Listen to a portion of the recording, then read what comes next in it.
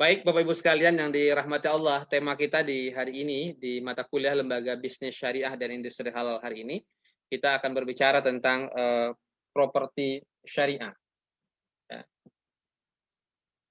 Kita akan bicara tentang properti syariah.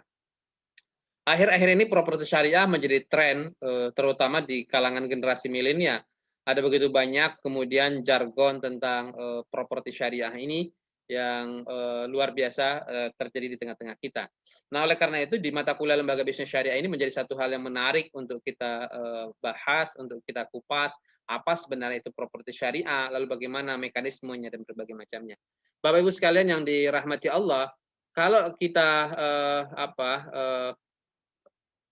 berangkat misalnya dari pengertian properti syariah, maka kita akan bisa melihat misalnya properti adalah pengertian properti syariah atau yang biasa disebut juga dengan KPR ya. Jadi yang sesuai dengan syariah ya, yaitu merupakan akad skema kepemilikan rumah menggunakan akad-akad yang sesuai dengan syariah. Jadi KPR syariah bukanlah konsep hunian di perumahan yang ada masjidnya, sekolah tahfidnya, pengajian, warga dan lainnya. Nah, properti syariah lebih kepada skema kepemilikan, ya, skema pemilikan ya, yang membedakan properti syariah dengan properti konvensional diantaranya adalah aspek akad serta skema bisnis. Dalam properti syariah, konsumen bisa langsung membeli rumah pada pihak developer tanpa ada akad ketiga, tanpa ada pihak ketiga, ya, seperti skema konvensional yang terdapat pihak ketiga, sehingga transaksi yang terlibat adalah murni transaksi bisnis jual beli secara kredit atau cash ya. Nah, Bapak Ibu sekalian dirahmati Allah. Nah, kalau begitu Pak Hendra, gimana ceritanya tentang properti syariah ini? Nah, kalau kita buat kira-kira ada dua lah modelnya di Indonesia hari ini. Yang pertama, kita lihat yaitu menggunakan bank syariah. Ya, menggunakan bank syariah. Kita kenal misalnya seperti BTN misalnya, BTN Syariah dan banyak lagi bank-bank lainnya. Nah, ini produknya bisa kita kenal dengan produknya apa Pak? Masih ingat? KPR Syariah. Ya. Jadi KPR Syariah, pembiayaan rumah syariah. Nah, biasanya di sini terlibat apa? Di situ ada konsumen, ada bank, lalu kemudian ada developer. Nah, konsumen tentu ke bank. Dia bilang, gue butuh rumah nih. Ya kan? Kata bank, baiklah, gue beli rumahnya. Ya, ke developer, atau pesan ke rumah ke developer. Dari developer ke bank, ya 100 juta.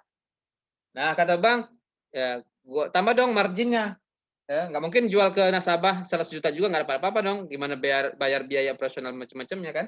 Maka kata bank, oke, ya ini rumahnya, ya saya jual 120 juta. Ente boleh bayarnya morobaha. Nah, jual beli secara cicilan. Berarti bank dapat margin berapa Pak? Marginnya 20%. 20% berarti 20 juta.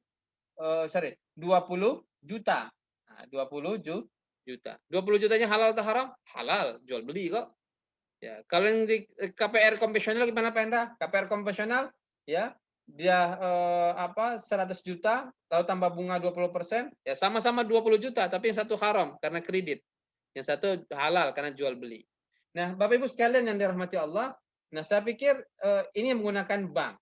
Nah, kalau menggunakan bank tentu ada banyak SOP peraturan ya yang dilakukan ya, tentu mengenal siapa nasabah, mulai BI checking misalnya, ya pernah nggak orang ini kena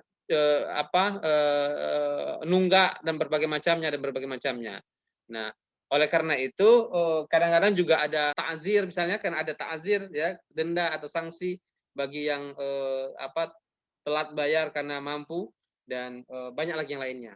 Nah, oleh karena itu masyarakat kemudian timbul alternatif kedua ya, menggunakan KPR syariah atau yang dikenal dengan properti syariah tanpa menggunakan bank. Ya. Jadi tanpa menggunakan bank. Ini lahir di tengah-tengah masyarakat kita yaitu tanpa menggunakan bank. Lalu gimana ceritanya Pak Hendra? Gimana caranya? Caranya biasanya antara konsumen dengan langsung kepada developer syariah. Maka kita lihat sekarang tuh banyak kan di media sosial kita muncul anak-anak muda yang kemudian mengatasnamakan dirinya sebagai developer syariah, pengembang perumahan syariah dan berbagai macamnya. Wah, luar biasa. Rata-rata anak muda ini kaya dan luar biasa. Karena memang betul sekali saya selalu mengatakan tiga kiat kaya di usia muda itu cuma tiga. Pertama carinya pakai dagang, amankannya di emas. Yang ketiga adalah investasinya properti. Jadi kalau mau cepat kaya ya bukan kerja sih, investasinya properti. Nah, dan oleh karena itu ini menjadi menarik. Nah, dan ini yang terjadi. Nah, apa jargon mereka? Ini jargon mereka adalah no denda, no bank, no berbagai macamnya. Pokoknya no lah semuanya kira-kira gitu ya.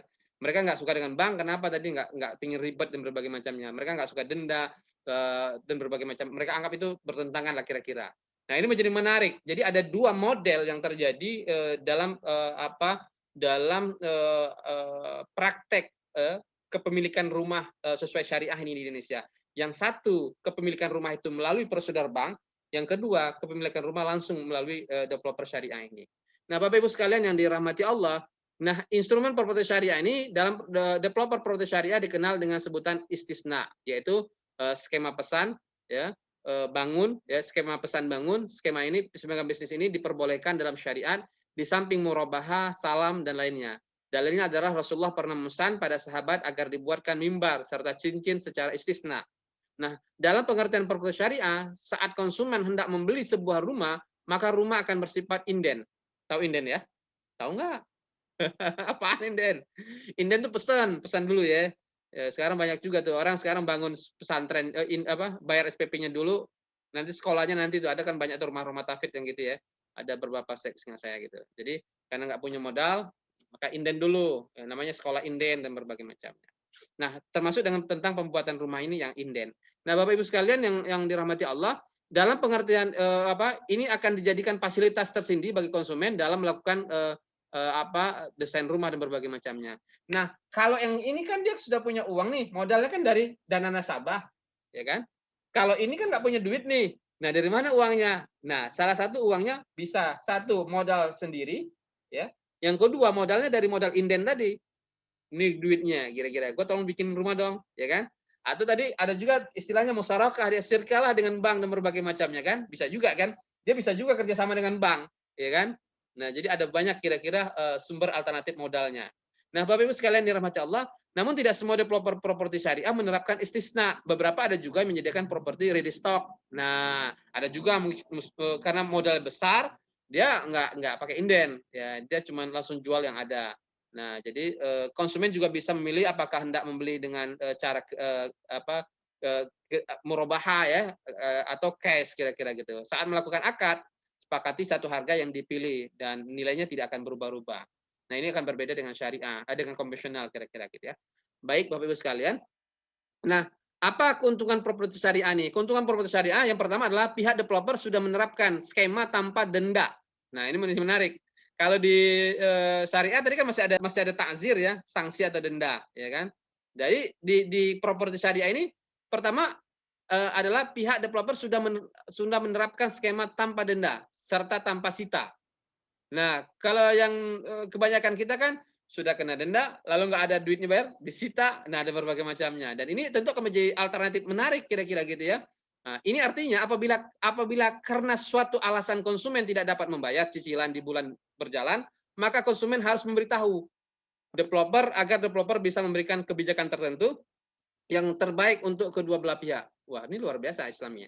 Lalu kemudian dengan begini, maka tidak akan ada penalti atau denda dalam bentuk apapun. Nah, yang selalu kan kalau kita itu berhubungan selalu ada penalti, ada denda, ada macam-macam gitu.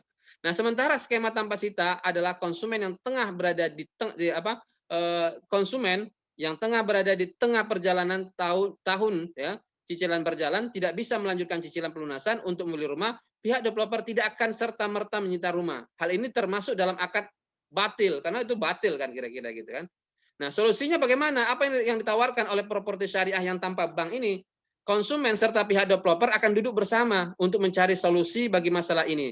Misalnya, developer akan meminta pembeli untuk membantu proses penjualan rumah lain yang dimiliki developer agar marketing fee dapat digunakan untuk membantu membayar cicilan. Jadi, Masya Allah, ini ta'awunnya luar biasa kira-kira gitu kan. Jadi, ketika Anda nggak mampu bayar, dia bilang nih, ente bisa jadi marketing nih, ente jualin nih rumah ini. Ente dapat fee-nya kan? Dari fee-nya itu dia bisa bayar cicilannya yang nunggak tadi. Dan ini menjadi menarik.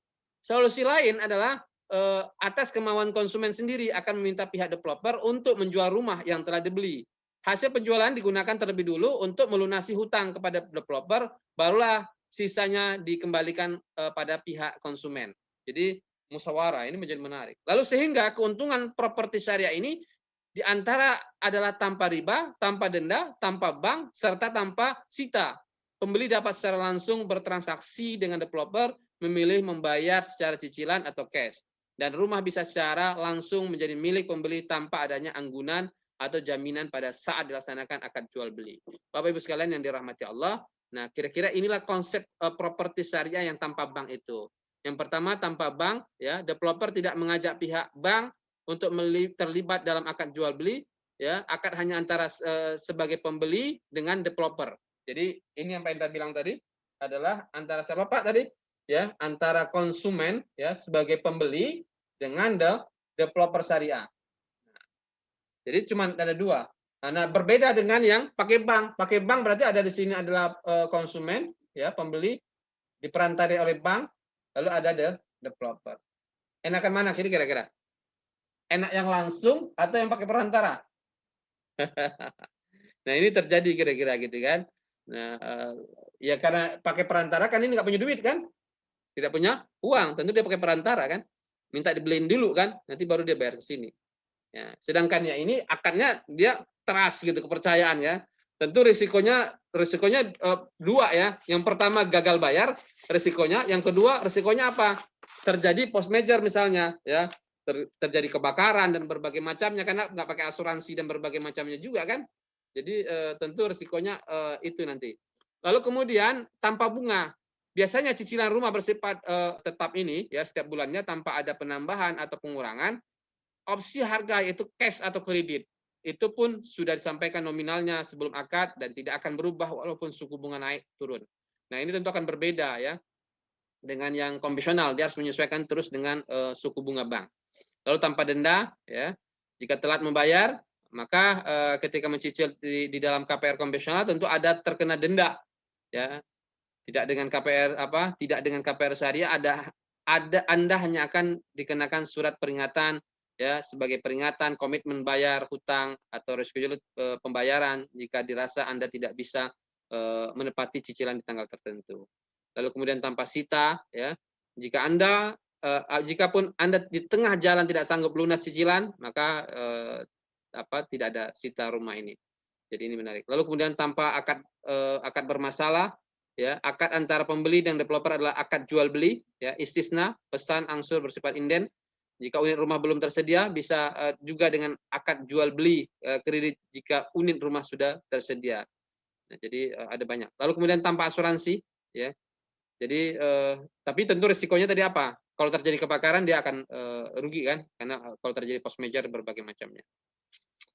Lalu tanpa BI checking karena saling percaya. Nah, biasanya BI checking itu begini ya, hampir semua orang dunia perbankan sebelum dia memberikan pembiayaan dia akan lihat dulu listnya. Anda ini termasuk orang yang kena masuk dalam blacklist atau tidak kira-kira gitu kan, karena terlambat bayar, kabur bawa uang orang dan berbagai macamnya. Nah, jadi kalau ada masalah ini biasanya bank nggak mau beri pembiayaan. Lalu tanpa usir dan sita. Ini memang kadang-kadang dahsyat juga kadang-kadang gitu kan. Kalau sudah nggak mampu bayar, diusir, nah kasihan kadang-kadang kan. Jadi memang ya bukan milik kan orang cuma pemanfaatan sebelum lunas kan bukan milik namanya kan kira-kira begitu ya. Lalu perbedaan KPR syariah dan properti syariah, apa bedanya perbedaan KPR syariah dan properti syariah? KPR syariah adalah transaksi kepemilikan rumah yang dilakukan sesuai dengan aturan Islam syariah. Ya, rumah adalah salah satu bagian properti, jadi KPR syariah merupakan bagian daripada properti syariah. Jadi secara umum arti properti syariah adalah properti yang memiliki konsep dan lingkungan yang islami serta transaksi kepemilikannya sesuai dengan aturan Islam atau syariah. Nah, rata-rata cirinya adalah ada masjid, ada ya pasar Islami dan berbagai macam. Lalu perbedaan developer properti syariah dan konvensional, perbedaan terletak pada akad dan skema bisnisnya. Dari aspek akad di properti syariah, konsumen langsung membeli rumah ke pihak developer tanpa adanya pihak ketiga yang terlibat sebagaimana dalam skema konvensional. Ada pihak bank sebagai pihak ketiga, jadi murni transaksi yang terjadi adalah antara konsumen dan developer adalah transaksi bisnis jual beli baik secara cash maupun kredit. Instrumen yang digunakan di proyek ini ada istilah pikir dikenal dengan istisna.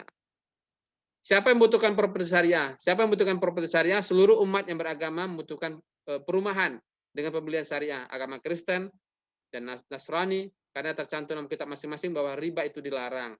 Ya, investasi aman dan nyaman untuk dunia dan akhirat serta insya Allah menjadi jalan untuk masuk surga. Lalu menciptakan rumahku, surgaku dan berpercaya. Oke, saya pikir itu. Lalu bagaimana, ada asosiasi properti syariah nggak, Penda? Ada, ya. Yang pertama adalah namanya Real Estate, ya, Real Estate Indonesia, REI, ya. Asosiasi Pengembang Perumahan dan Pemukiman Seluruh Indonesia, APERSI. Lalu asosiasi mereka bernama Developer Property Syariah Indonesia, DPSI, ya. Jadi asosiasi Developer Property Syariah Indonesia. Lalu ada CEO PT Syariah Greenland dan yang juga membangun rumah syariah Indonesia pendidikannya, dan banyak lagi, ya. Lalu peraturan hukum properti syariah Indonesia gimana, Pak Hendra? Peraturan Menteri Negara Perumahan Rakyat, ya, tentang pengadaan perumahan dan pemukiman dengan dukungan, ya, fasilitas subsidi perumahan melalui KPR, ya, KPR atau KPRS syariah bersubsidi. Lalu ada Fatwa DSN MUI tentang murabahah, ya. Saya pikir memang dasar hukumnya tidak terlalu, legalnya tidak terlalu banyak yang mengatur itu. Lalu kemudian ada 6 aspek, ya, hukum tentang properti itu yang paling penting, ya, yang pertama hukum pertanahan agraria, hukum administrasi, hukum bangunan, perpajakan, perlindungan konsumen, lalu perjanjian. Lalu perkembangan properti syariah Indonesia bagaimana, Pak Hendra? Nah, bisnis properti syariah Indonesia dalam beberapa tahun belakang tumbuh semakin signifikan. Jadi berdasarkan data Otoritas Jasa Keuangan, ini masih data lama, ya, porsi pembelian properti melalui sistem syariah itu meningkat 11,23%. Nah, berdasarkan statistik Bank Indonesia, per triwulan 2018 saja persentase masyarakat yang menggunakan KPR untuk transaksi pembelian properti sekitar 75,80%. Jadi di urutan kedua, masyarakat cenderung membeli hunian dengan sistem tunai bertahap, persentasenya berada di angka 14,93%. Nah, saya pikir itu Bapak Ibu sekalian, ya. Jadi yang dimasukkan dengan properti syariah ini ada 2 tadi, yang satu menggunakan bank, yang kedua tanpa menggunakan bank. Tapi yang banyak terjadi di tengah masyarakat kita saat ini adalah ada kecenderungan mereka menggunakan tanpa bank. Kenapa? Karena mereka lebih tertarik dengan konsep tanpa bank, tanpa sita, tanpa denda, dan tanpa berbagai macamnya. Tapi resikonya juga akan besar juga kira-kira. Tidak jarang kemudian kita melihat ada beberapa kasus misalnya di tengah masyarakat kita, karena ide syariah itu sangat menarik, ide syariah itu jelas aman, ide syariah itu tentang menenteramkan, tapi kadang-kadang dimanfaatkan oleh beberapa developer yang tidak bertanggung jawab, gitu misalnya. Nah, akhirnya menjadi masalah. Ya, dia sudah bayar indennya, tapi kemudian rumahnya nggak kunjung tiba. Nah, akhirnya yang malu adalah nama syariahnya, developer syariahnya. Nah, oleh karena itu tentu juga harus berhati-hati juga kira-kira gitu untuk kemudian dalam pengembangan properti syariah ini. Tapi ala kulli hal, saya sangat setuju kira-kira ini adalah merupakan bagian daripada bisnis syariah yang tentu prospektif kira-kira ke depan, apalagi kalau kemudian ada legalnya, nanti ada peraturannya, lalu kemudian ada dewan syariahnya dan berbagai macamnya. Saya pikir itu, ya. Silakan kalau ada yang ingin didiskusikan dan tentu akan menjadi menarik. Silakan.